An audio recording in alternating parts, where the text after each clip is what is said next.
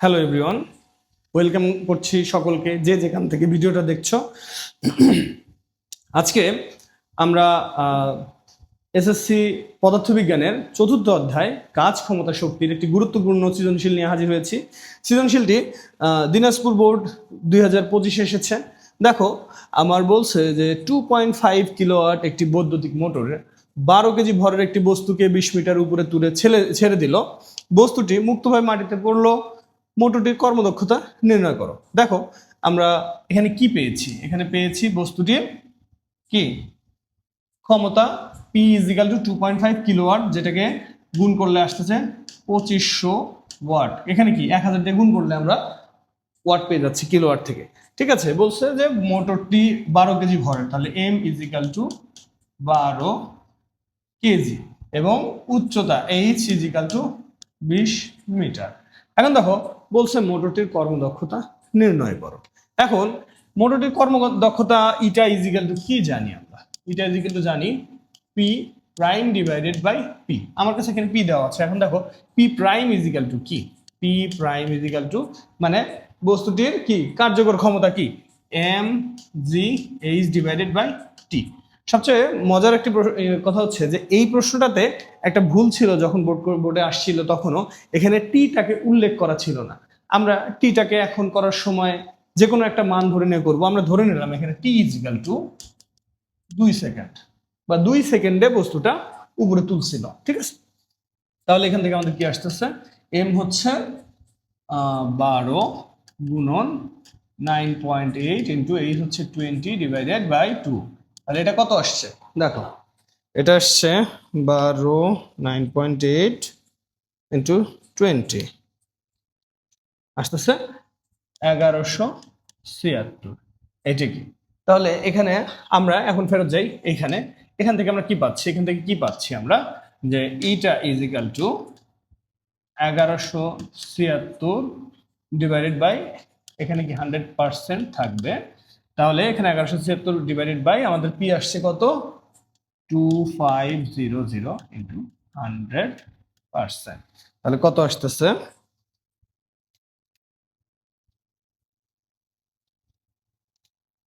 আসতেছে 47.4704 ইন্টু 100%।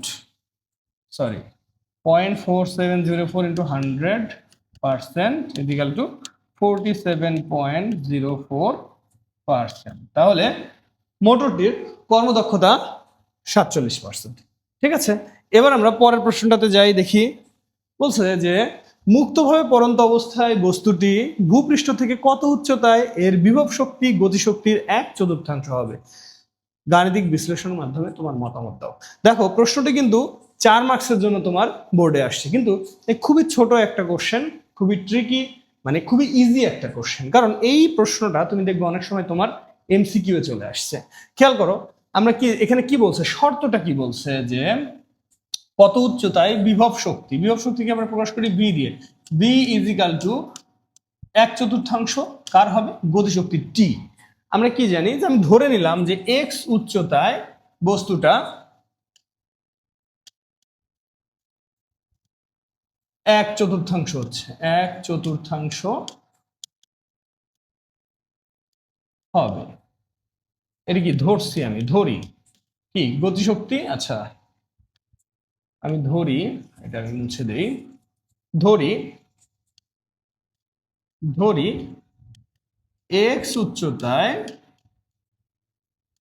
বিভব শক্তি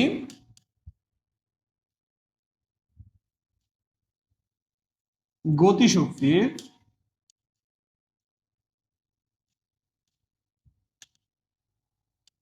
1/4 হবে। তাহলে দেখো, আমার শর্তটা হচ্ছে v = 1/4 অফ t। আমরা সূত্রটা কি জানি? আমরা যত উচ্চতায় ধরছি, আমরা খুব শর্টকাট একটা সূত্র ব্যবহার করব। আমরা যে উচ্চতাকে ধরছি, দেখি x = nh divided n plus 1। এখানে nটা হচ্ছে এই যে 1/4। আমি কত অংশ, এটাকে প্রকাশ করা হয় n দ্বারা। এইচটা হচ্ছে এখানে 20 মিটার, খেয়াল করো আমার এইচটা দেওয়া আছে এখানে, এন হচ্ছে 1/4, এইচটা হচ্ছে 20। তাহলে আমি এখান থেকে দেখি ইজিক্যাল টু এন হচ্ছে 1/4 ইন্টু 20, এখানে 1/4 প্লাস 1, তাহলে কি আসতেছে, এটা কাটাকাটি করলে এটা 5, উপরে 5, এখানে 5/4 সমান, এটাকে উল্টায় দিলে 5 5 কেটে যাচ্ছে, তাহলে 4, অর্থাৎ 4 মিটার উচ্চতায় বিভব শক্তি গতিশক্তির 1/4 হবে। তাহলে দেখছো আসছে কিন্তু 4 মার্কসের জন্য, কিন্তু খুবই ছোট। এটা তোমার এমসিকিউ অনেকবার আসছে এবং অনেকবার ঘুরে ঘুরে এই প্রশ্নগুলো আসে। এই কত উচ্চতায় গতিশক্তি বিভব শক্তির এত গুণ হবে, বিভব শক্তি গতিশক্তির এত গুণ হবে। যদি এখানে থাকতো, কথার কথা যে থাকতো যে গতিশক্তি বিভব শক্তির 1/4 হবে, অর্থাৎ যদি শর্তটা এরকম থাকতো যে E = 1/4 অফ ভি, তাহলে আমার এই সূত্রটা, এই যে আমি সূত্রটা ব্যবহার করছি, এই সূত্রটা জাস্ট একটু চেঞ্জ হইতো, x = n divided n, sorry x = এটা ভুল করে বসছি, সূত্রটা এইটা চেঞ্জ হইতো, x = h ডিভাইডেড n+1। তার মানে এই ধরনের যে প্রশ্নগুলো আসবে, আমি এই দুইটা সূত্র দিয়ে সুন্দর বিভব শক্তি এবং গতিশক্তির যে কোনো কিছু বের করতে পারি। আমি এর আগেও বলেছি এই চ্যাপ্টার থেকে বিভিন্ন সময় বিভিন্ন বোর্ডে বিভিন্ন প্রশ্ন আসছে এবং তুমি দেখবা যে বইয়ের ভিতরে অনেক অনেক কোশ্চেন আছে, কিন্তু আসলে এই 8 থেকে 10টা অঙ্ক করলে তুমি সকল অঙ্ক পেরে যাবে। এই যে প্রশ্নটা করছো, দেখবা যে এরপরে তুমি এই বিভব শক্তি গতিশক্তি সংক্রান্ত উচ্চতার অঙ্ক সংক্রান্ত যে কোনো অঙ্ক তুমি সলিউশন করে ফেলতে পারবা।